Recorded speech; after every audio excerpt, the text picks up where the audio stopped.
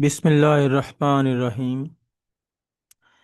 अस्सलामुअलैकुम स्टूडेंट्स। आज आपके लिए स्पेशल एमसीक्यूज़ का पैकेज लेके आया हूँ।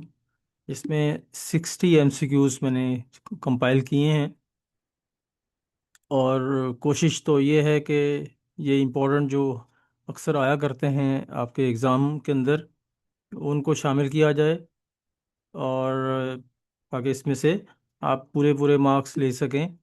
तो इनको हम अल्लाह के पाक नाम से शुरू करते हैं। तो आइए पहला एमसीक्यूज करते हैं। If z equal to x plus iota y then magnitude of z is equal to. z के साथ ये जो डंडियां लगाई हुई हैं इसका मतलब होता है मैग्नीट्यूड।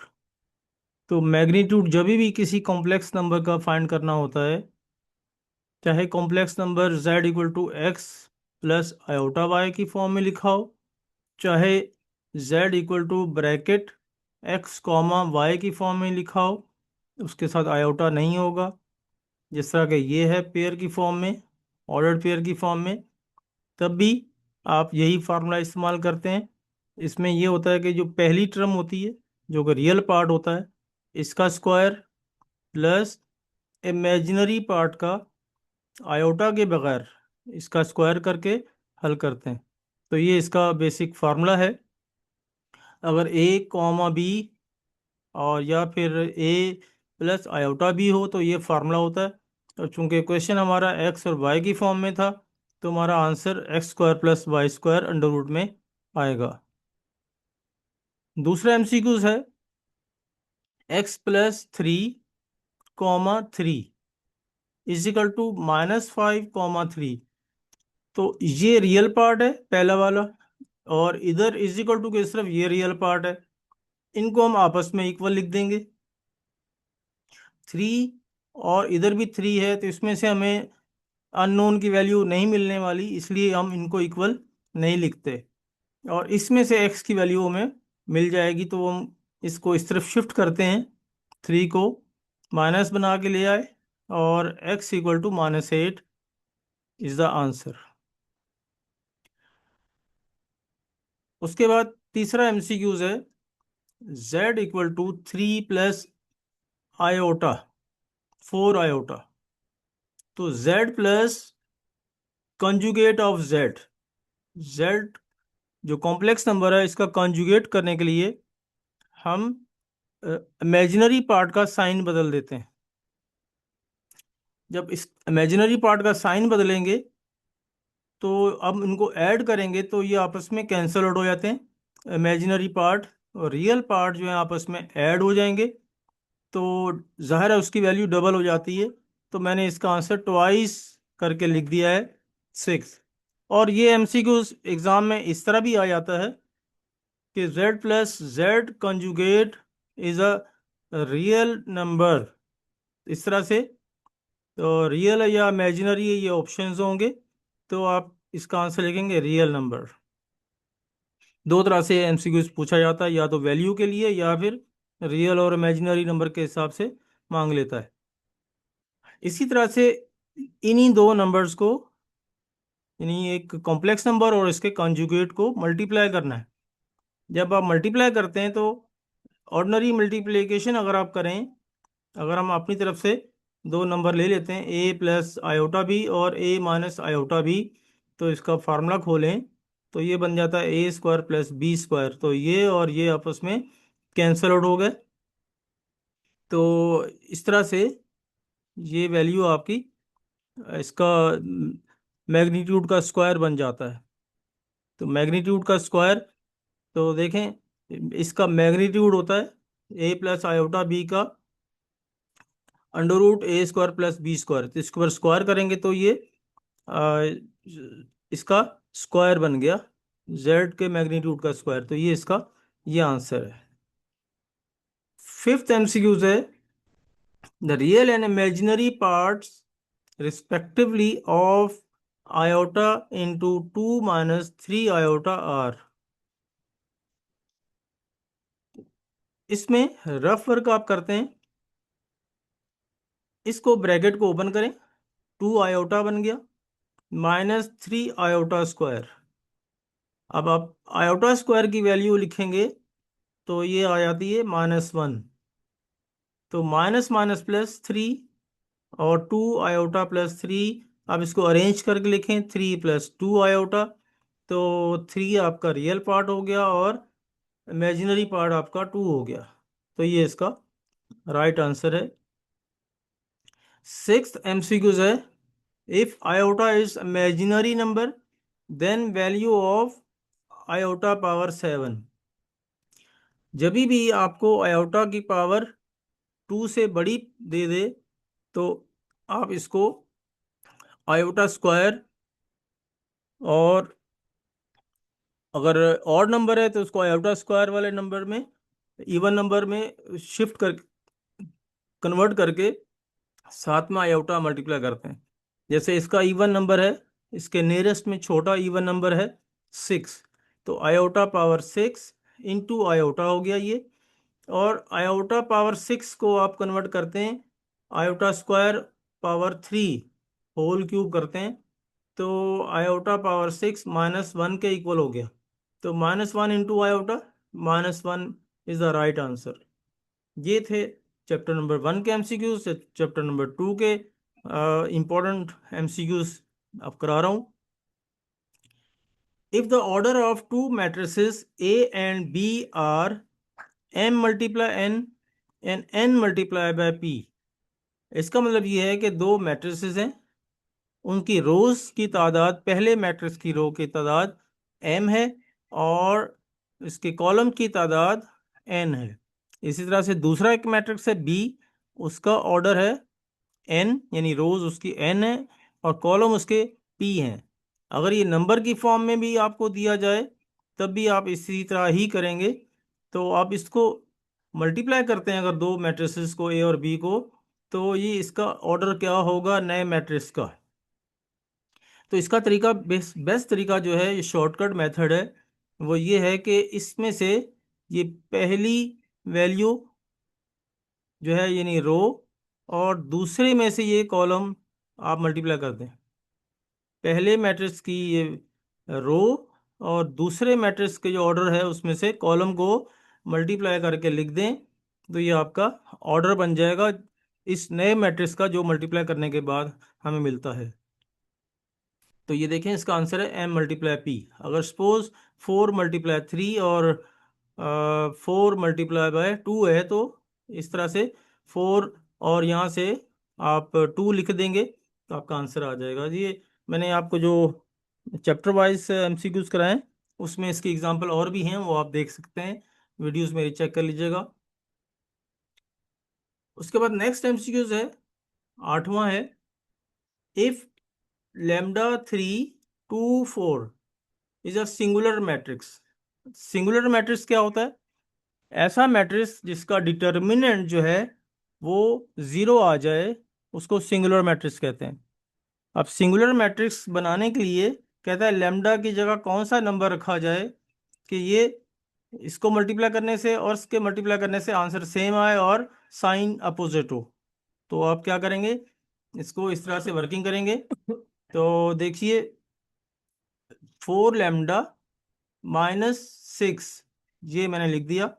4λ - 6 इनको आपस में लीडिंग डायगोनल को पहले मल्टीप्लाई करते हैं और उसके बाद दूसरे डायगोनल को मल्टीप्लाई करके माइनस करके लिखते हैं।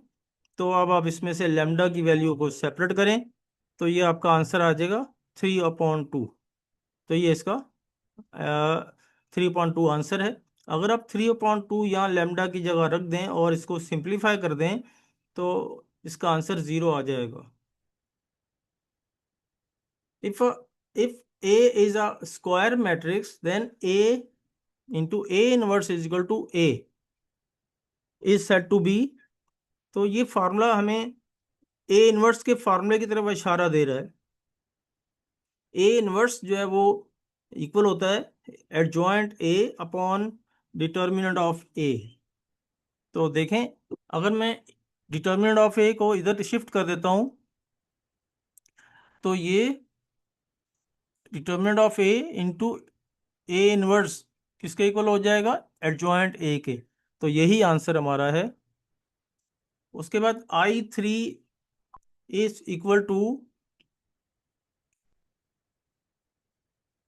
अब इसको आप याद कर लें या फिर सिंप्लीफाई करके देख लें। अगर तो ये यूनिट मैट्रिक्स है तो इसका मैग्नीट्यूड 1 होता है, जैसे कि इसका नाम ही यूनिट मैट्रिक्स है। तो यूनिट मैट्रिक्स का मतलब होता है कि जैसा मैग्नीट्यूड, जिसका मैग्नीट्यूड 1 हो, उसको हम यूनिट मैट्रिक्स कहते हैं। और बाय डेफिनेशन भी इसका 1 बनता है। और अगर आप इसकी वेरिफिकेशन करना चाहें या हल करना चाहें तो भी आप कर सकते हैं। इसको एक्सपेंड कर दें रो नंबर 1 के ज़रिए से, ये 1 लिखा और इसके ये रो और ये कॉलम कैंसल आउट हो जाएंगे। तो 1 0 0 1 बच गया। और फिर -0 करेंगे तो ये रो और ये कॉलम कट जाएगा। तो ये 0 से मल्टीप्लाई होकर 0 ही बन जाना है, इसलिए मैंने डायरेक्टली 0 लिख दिया। इस तरह से इसकी बारी है तो ये भी 0 बन जाएगा। और इसको सिंप्लीफाई करें तो 1 1 ज़ा 1 इंटू 1, 1 ही आंसर आ गया। तो बाय डेफिनेशन भी यूनिट मैट्रिक्स का जो डिटर्मिनेंट होता है वो 1 होता है। और इस तरह से सिंप्लीफाई करके देख लें तब भी वही आंसर आ जाएगा। तो ये आप याद कर लीजिए। 11th पार्ट है, if A is a matrix 1 3 2 4 7 9 8 6, then A22 is, A22 mean cofactor, इसको कहते हैं कोफैक्टर। A22 कोफैक्टर है। ऐसे इसके अगर कोफैक्टर्स फाइंड करें तो 9 कोफैक्टर्स बनते हैं। 9 कोफैक्टर में से उसने एक कोफैक्टर आपसे पूछा है, A22। A22 से मतलब ये है कि ये A11 है, ये A12 है, ये A13 है, ये A21 है, और ये A22 है, और A23, इस तरह से 3 1 3 2 3 3। हमसे ये पूछ रहा है कि इस जगह पे क्या आना चाहिए, कोफैक्टर। कोफैक्टर Aij, इसका फार्मूला है -1 पावर I+J। और इसको कहते हैं माइनर, MIJ। तो माइनर को अगर माइनस की पावर I+J से मल्टीप्लाई करते हैं तो ये को फैक्टर की वैल्यू आ जाती है। तो देखें इसकी जगह हम क्या लिखेंगे, -1 एज इट इज़, और I जो है वो भी 2 है, और J जो है वो भी 2 है। यानी इसका मतलब है I जो कि रो को रिप्रेजेंट करता है वो 2 है, और ये 2 जो है ये भी कॉलम को रिप्रेजेंट करता है। यानी ये एलिमेंट, ये वाला एलिमेंट कहाँ लाई कर रहा है, ये रो नंबर 2 में और कॉलम नंबर 2 में, इसीलिए इसको 2 2 लिखा गया है। अगर ये आपसे ये मालूम करने को कहे तो 2 3 लिखेंगे, और 2 3 लिख देंगे यहाँ पे, तो 2 + 3 आ जाएगा। तो अभी तुम चूंकि ये 2 + 2 है तो फिर आप इसको डिलीट कर देंगे, रो नंबर 2 और कॉलम नंबर 2 को डिलीट कर दें। तो बाकी जो बच जाएगा वो आप यहाँ लिखेंगे। यानी ये बचा और ये बचा, ये बचा है और ये बचा, ये रो और ये कॉलम कैंसिल हो गए। अब उसके बाद इसको आप सिंप्लीफाई करें। सिंप्लीफाई करने के बाद 1 × 6 -45, और ये इसका आंसर आ गया। उसके बाद चैप्टर नंबर 3 है, ए एक वेक्टर है, उसका मैग्नीट्यूड फाइंड करना है। तो मैग्नीट्यूड जो है उसने आपको पॉइंट्स दे रखे हैं, P1 और P2। P1 0 0 1 है, P2 -3 1 2 है। और कहता है कि इन दोनों को अगर आप माइनस करेंगे तो एक नया वेक्टर बन जाएगा, उसको नाम दे दिया उसने A। तो A फाइंड करने के लिए फाइनल माइनस इनिशियल करते हैं। ये देखें, P1 P2 फाइंड करने के लिए P2 - P1 करेंगे। तो इसमें से ये वैल्यू जो है पहले लिख दी और ये वैल्यू आपने बाद में लिखी है। तो -3 -0 1 -0 2 -1। तो ये आप सॉल्व करेंगे तो आपका आंसर आ गया। अगर तो ये आपसे सिर्फ ए पूछता तो आपका आंसर यहाँ एंड हो जाता। ये आप जेहन में रख लें। अगर आपसे खाली ए पूछता, ए वेक्टर बनाएं, तो आपका आंसर यहीं पे ख़त्म हो जाता। अब आपसे वो मैग्नीट्यूड मांग रहा है। मैग्नीट्यूड आप वैसे ही फाइंड करेंगे जैसे हम पिछले उसमें कर चुके थे। तो इसमें इस इसके जो इस कोफिशिएंट है उसको लिखेंगे। इसका ये पहला जो है कोफिशिएंट है, ये एक्स कोफिशिएंट, यानी x coordinate, y coordinate, z coordinate, इनके स्क्वायर कर दें और फिर सिंप्लीफाई करेंगे रूट के अंदर। तो ये आपका आंसर आ गया। उसके बाद direction cosine of the vector I plus J minus के, एक वेक्टर है जो कि 3 डायमेंशन में लाई कर रहा है। 3 डायमेंशन मतलब एक्स एक्सिस भी है उसमें, वाई एक्सिस भी है और जेड एक्सिस भी लाई कर रहा है। तो वेक्टर एक ऐसा है जो 3 डायमेंशनली लाई कर रहा है। तो वो वेक्टर जो है आई प्लस जे माइनस के इक्वल है। तो उसके डायरेक्शन को साइन फाइंड करने। तो डायरेक्शन को साइन का पहले फार्मूला देख लीजिए। Direction cosine cos alpha x upon r, cos beta y upon r, और कॉस गैमा यहाँ लिखना था मुझे, गलती से यहाँ बीटा ही लिख दिया है। तो कॉस गैमा है। तो इसके बाद ये वाई अपान, इसमें जेड अपॉन आर आना था, यहाँ पे जेड अपॉन आर लिखेंगे।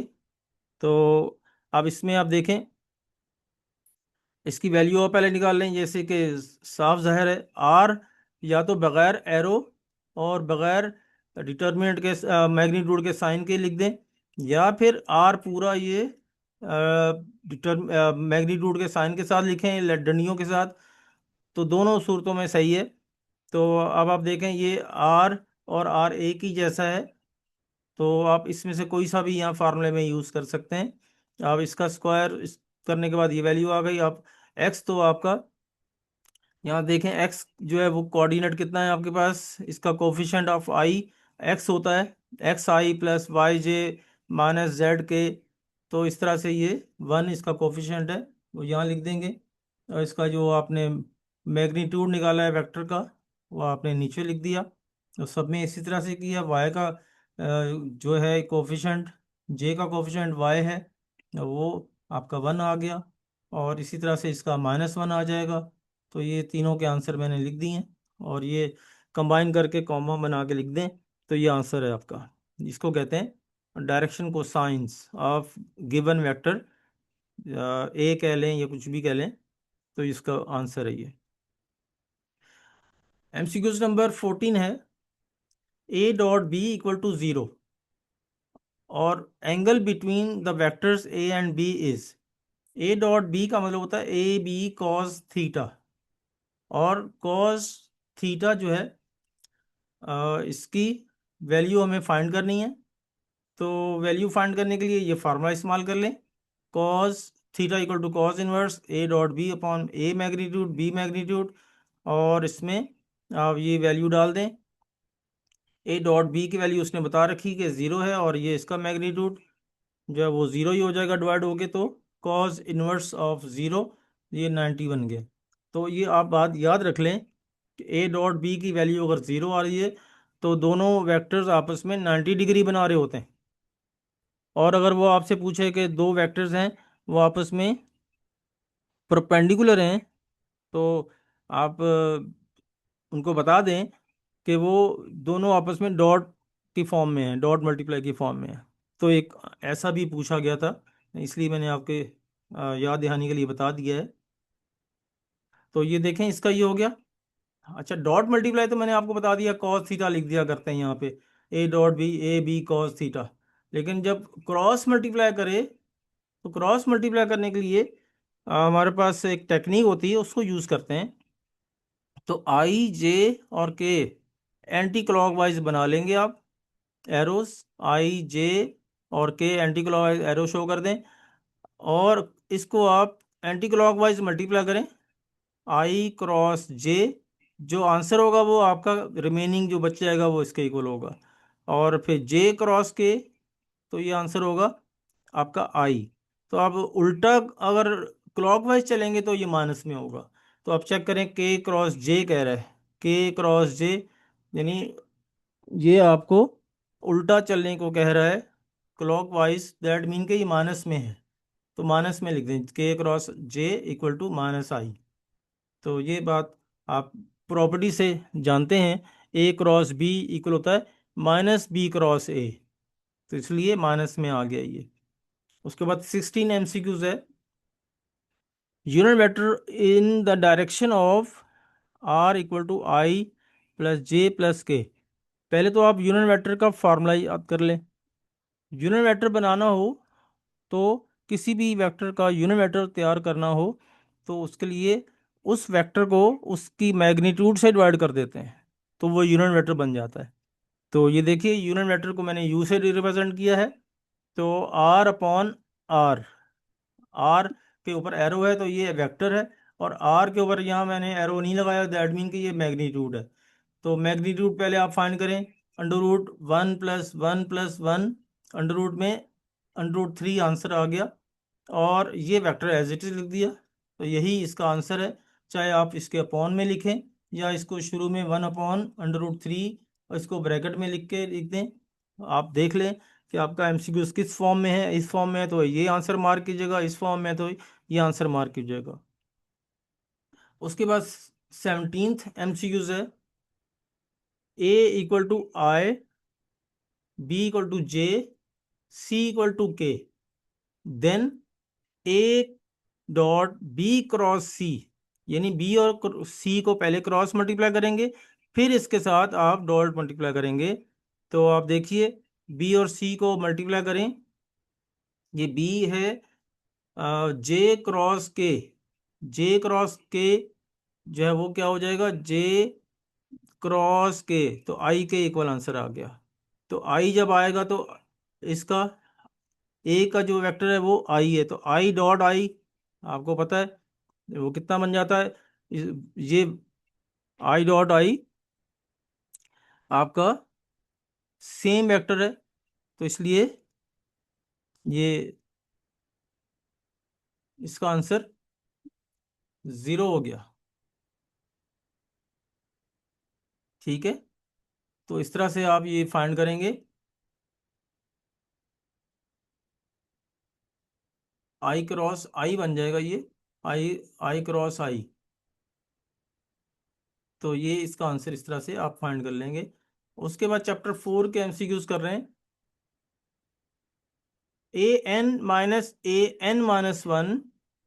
इज इक्वल टू n+1, तो कहता है कि एक nth टर्म में और एक n-1th टर्म में, और इसका आंसर आ रहा है n+1, और कहता है कि ए फिफ्थ टर्म आप फाइंड करें, जबकि ए फोर्थ टर्म उसने बता रखी है आपको। तो अब आप क्या करें, इस फार्मूले में इसकी वैल्यू प्लेस कर दें, तो A4 की वैल्यू अगर यहाँ लिखते हैं, यहाँ पे A4 है तो इसमें वैल्यू प्लेस कर दें, A4 की कितनी है, A4 जो है 14 है, A4 माइनस A5 यहाँ लिखें और A4 यहाँ लिखें और n+1 यहाँ लिखें, और यहाँ पे आपकी वैल्यू 1 आ जाएगी और यहाँ 14 आ जाएगी, और इसमें से A5 की वैल्यू आप सेपरेट करके निकाल सकते हैं, कैलकुलेशन करके देख लीजिए, तो ये 20 इसका आंसर आएगा। उसके बाद है arithmetic mean, AM stands for arithmetic mean. Arithmetic sequence क्या होती है जिसमें उनका डिफरेंस सेम होता है टर्म्स का, कंसेक्टिव टर्म्स का, उसको हम कहते हैं arithmetic mean. Arithmetic mean find करना है तो इन दोनों की जो वैल्यूज होती हैं इनको सम कर देंगे, 2 से डिवाइड करेंगे, तो ये इसका आंसर है। GM निकालने का तरीका ये होता है, under root plus minus A B, G equal to plus minus under root A B, तो ये इसकी वैल्यू इस तरह से आप फाइंड कर सकते हैं। वैल्यू मल्टीप्लाई करेंगे, 3 और 3 मल्टीप्लाई हो गए, ये कितना हो गया 3, 3 × 12 36, 36 का अंडर रूट 6 आ जाएगा, प्लस माइनस बाहर लगा हुआ है तो +-6 इसका आंसर है। उसके बाद the sum of infinite geometric series, ये सीरीज आपको दे रखी है 1/2, 1/4, 1/8। अब आप उसने खुद ही बता दिया कि ये ज्योमेट्रिक सीरीज है लेकिन इनफाइनाइट है, तो इसके लिए फार्मूला हमारे पास होता है S∞ = A/1 - R। तो पहले आप आर फाइंड करेंगे। आर फाइंड करने का तरीका ये होता है कि सेकेंड टर्म को फर्स्ट टर्म से डिवाइड करते हैं। ये सेकेंड टर्म है और ये इसकी फर्स्ट टर्म है, इसको डिवाइड करेंगे। तो इसको फिर जब रेसिप्रोकल बना के मल्टीप्लाई करते हैं तो आपका आंसर आ गया 1/2। तो इसमें आप वैल्यू पुट कर दें 1/2 अपॉन 1 - 1/2। तो 1 - 1/2 1/2 ही होता है, और ऊपर नीचे सेम होने से कैंसिल आउट हो गया, ये आंसर 1 आ गया। तो यही इसका आंसर है। The H M between P and Q is, ये भी सेम फार्मूला है जैसे कि ए पी में था। बस डिफरेंस ये है कि इसमें 2 PQ ऊपर आता है, और जो सम वाली वैल्यू थी उसमें वो नीचे आ जाती है। ये PQ एक्स्ट्रा आ गया है इसमें, यानी रेसिप्रोकल बना के AM का रेसिप्रोकल करके देखें, ये है इसका रेसिप्रोकल कर दें, यानी 2 ऊपर और A+B नीचे, और फिर 2AB, यहाँ इस 2 के साथ AB लगा दें, तो ये इसका आंसर आ जाता है। ये याद कर लें, फार्मूला है। और ये छोटे छोटे क्वेश्चंस जो आते हैं इनके मीन निकालने के लिए, उसमें यही फार्मूला इस्तेमाल होता है, अगर एक सिंगल HM आपने फाइंड करना हो तो। उसके बाद ये AGH are respectively AM, GM and HM, यानी ये तीन आपके पास नंबर्स हैं, A, G और H। और कहते हैं G जो है इनका मीन है, ज्योमेट्रिक मीन है। तो आप ये इस तरह से लिखें, G/A और H/G। तो G को G से मल्टीप्लाई करें तो G² हो गया, और ये AH। तो यही इसका आंसर है आपके पास। उसके बाद चैप्टर नंबर 5 है। चैप्टर नंबर 5 के MCQs हैं जो कि काफ़ी आसान और इम्पोर्टेंट हैं। अगर आपके पास नेचुरल नंबर्स हों, 1 + 2 + 3 सो ऑन, और n तक नेचुरल नंबर हैं, आप इनको प्लस करना है तो कैलकुलेटर की यूज़ करने की ज़रूरत नहीं है। आप डायरेक्ट इस फार्मूले में डाल दें। तो फार्मूला होता है समेशन n = n × n+1/2। तो अगर यहाँ सपोज आपके पास 50 नंबर्स हैं, 1 से लेके 50 तक हैं, उनको आपने सम करना है, तो आप इस तरह से 50 × 50+1/2 और इस तरह कैलकुलेट कर देंगे, आपका आंसर आ जाएगा। तो ये फार्मूला है, फार्मूला आप याद कर लें, और ये फार्मूले के तौर पे ही इसने पूछा था। और उसके बाद समेशन n² का मतलब ये है कि ये जो नंबर्स हैं नेचुरल नंबर, इनके ऊपर स्क्वायर हो, 1², 2², 3², 4² एंड सो ऑन। 50² जैसे कोई नंबर है सपोज, और n की जगह कोई सा भी नंबर हो सकता है। तो कहता है इन स्क्वायर वाली टर्म्स को प्लस करें, तो आपका ये काम बहुत आसान हो जाता है अगर आप इस फार्मूले से हल करके करेंगे, वरना सबके स्क्वायर खोल के फिर प्लस करेंगे तो बहुत लंबा काम हो जाता है ये। इसमें आप वैल्यू पुट करेंगे, n जो कि हाईएस्ट वैल्यू होगी वो, फिर इसमें n+1 और 2n+1/6 कर देंगे, तो आपका आंसर आ जाएगा। तो यही आपका क्वेश्चन में फार्मूला इस्तेमाल हो सकता है, और यही आपका MCQs है।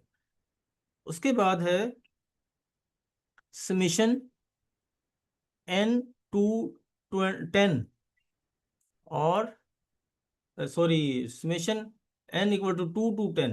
2 से शुरू हो रहा है और 10 तक एंड हो रही है सीरीज। अब उसने दरमियान में से कहीं से शुरू कर ली है, और जब दरमियान में से शुरू करता है तो दैट मीन के अब वो फार्मूला एप्लीकेबल नहीं है ये वाला, क्योंकि ये 1 से शुरू हो तो एप्लीकेबल रहते हैं फार्मूले, और अगर क्यूब में होता है तो क्यूब में भी फार्मूला है इसका। तो क्यूब में फार्मूला मैं आपको ओरली बता देता हूँ। यही सेम फार्मूला जो ये आपने लगाया हुआ है समेशन n का, इसके ऊपर ब्रैकेट में ले लें स्क्वायर के साथ, तो ये क्यूब का फार्मूला बन जाता है n × n+1/2, और इसके ऊपर होल स्क्वायर लगा दें। तो या तो खोल दें n² n+1/4, तो ये इसका क्यूब का फार्मूला है। लेकिन आपसे ये n⁻0 मांग रहा है, तो n⁻0 का मतलब होता है 1। तो अब इसको याद कर लें, ये फार्मूले को, जो इसकी हाईएस्ट पावर है 10 और नीचे से लोएस्ट पावर है, इनको माइनस करें, और एक टर्म का जो है ना वो फर्क होता है इसमें, तो +1 कर दें, n+1 होने की वजह से। तो इसमें आप इनको सिंप्लीफाई करें तो आपका आंसर आ जाएगा 9।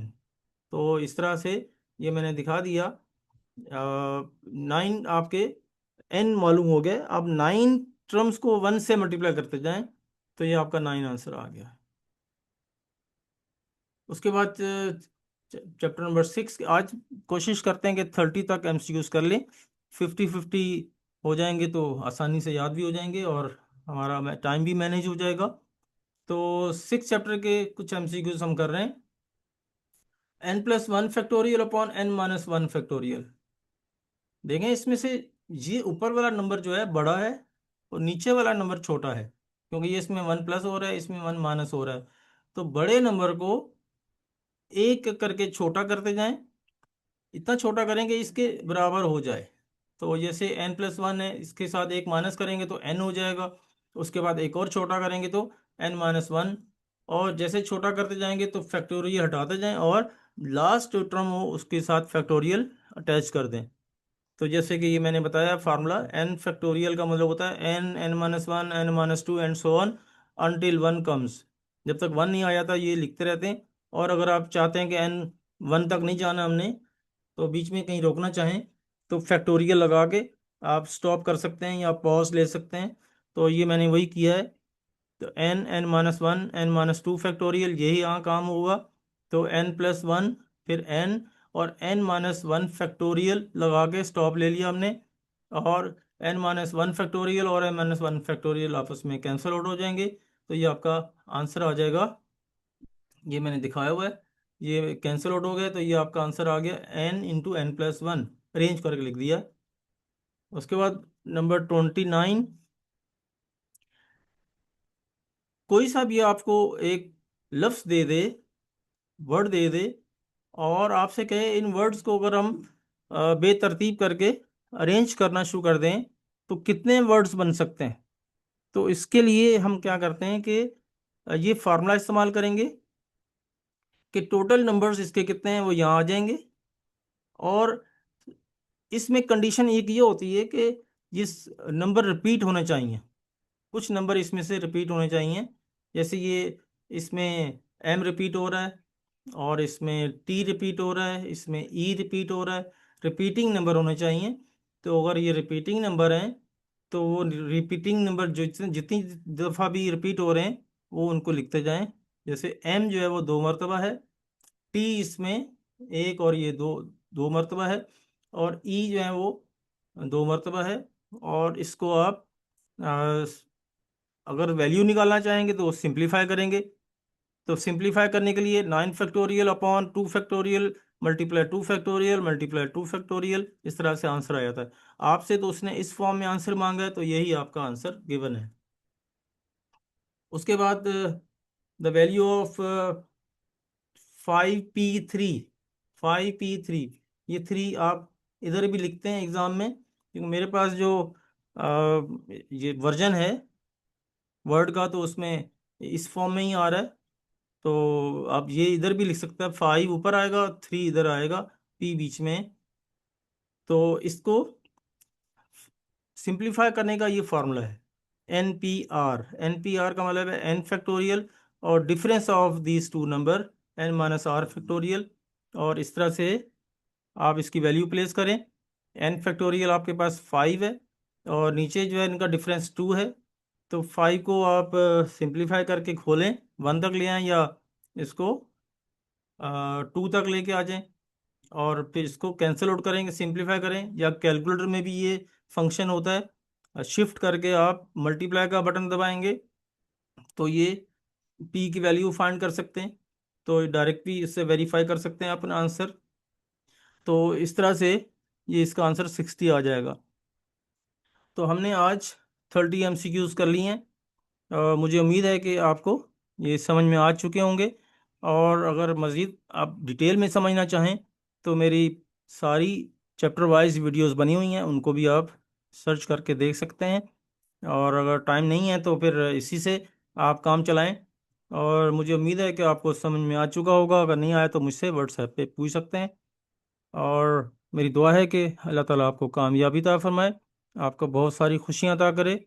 और मेरी रिक्वेस्ट है कि मेरे चैनल को सब्सक्राइब करें और ज़रूर सब्सक्राइब करें, क्योंकि इसकी वीडियोस आपको मेरी जो मज़ीद मैं बनाने लगा हूँ सोल्यूशन ऑफ चैप्टर्स, वो भी आप तक आएंगी। और कुछ इंपॉर्टेंट क्वेश्चंस को भी सॉल्व करके करूँगा तो वो भी आप तक पहुँच जाएंगे। तो सब्सक्राइब करेंगे तो आप इजीली उनको अप्रोच कर सकेंगे। और अगर अच्छा लगा हो तो लाइक करें और अपनी कमेंट्स भी लिखें और दूसरों तक शेयर करें ताकि वो भी इससे फ़ायदा उठा सकें। शुक्रिया। खुदा हाफिज़।